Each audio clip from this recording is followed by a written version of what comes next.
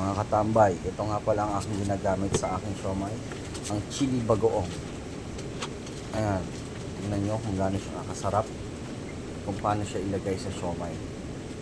Individual natin, kita nyo naman, napakasarap na yan. Lagyan natin ng toyo, pigaan natin ng kalamansi yan para mas masarap. Tuturo ko sa inyo kung paano gawin yan. Tara na, gawin na natin.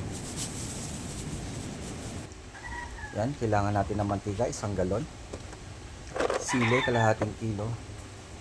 At 2 kilong bagoong. Ayan.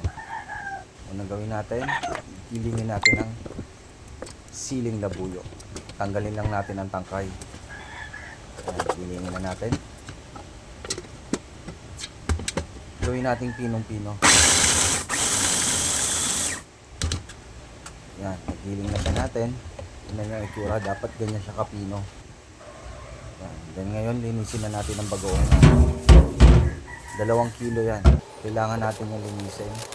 Banlaw na 3 beses. Para lang tayo naghuhugas ng bigas.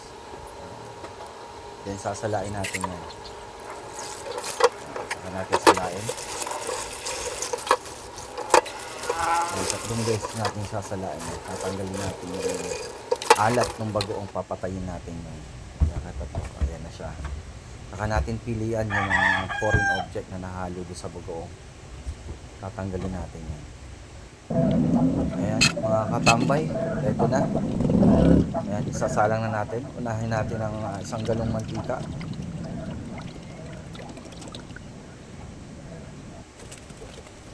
Then sunod na natin yung bagoong.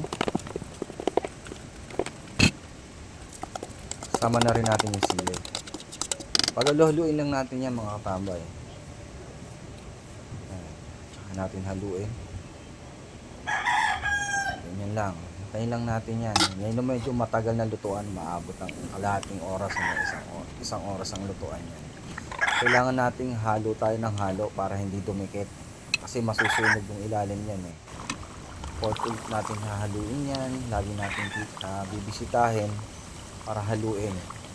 Then hintayin lang natin mamula yan. Una-una lulutang yung mismong bagoong, hindi nakakapit sa ilalim ng kawali.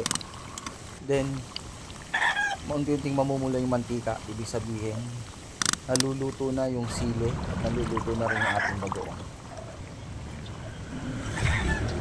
Yan, kita nyo naman, namula na siya. Konti na lang yan, konti na lang yan. Okay, papulang-papula na. Ayan ang ating finished product. Mapula na siya. Ayan, meron na akong mga naka-ready na kabote. Yan ang aking chili bagoong. Binibenta ko nga pala yan, 80 pesos lang. Sa 520 na puhunan natin, 45 kilos na siomai ang pwede nating mapaubos. Sana makatulong. Maraming salamat.